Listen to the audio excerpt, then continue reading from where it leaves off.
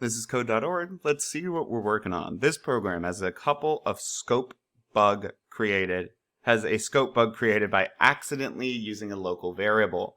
All right, so read the yellow warning. Why might you see this when you click on a local variable? Keep in mind, a local variable means it's inside of a function or something else. Not everything can use it.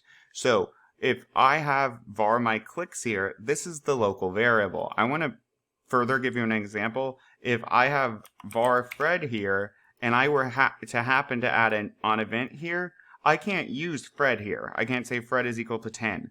It doesn't see this because it's localized. It's local within this function, this onClick function. Fred would be. Okay, so read the yellow warning. Let's do that.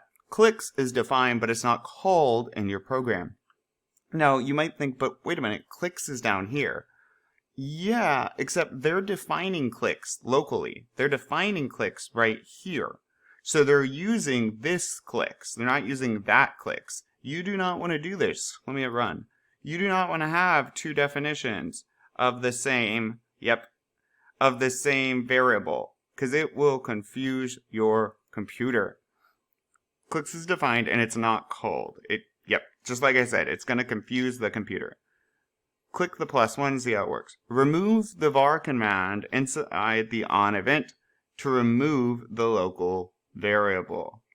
So this works fine if and only if I get rid of var.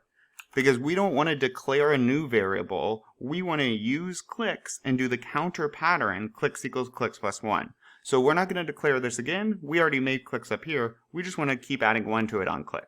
Boom, boom, boom, boom, boom. Cool. Onward.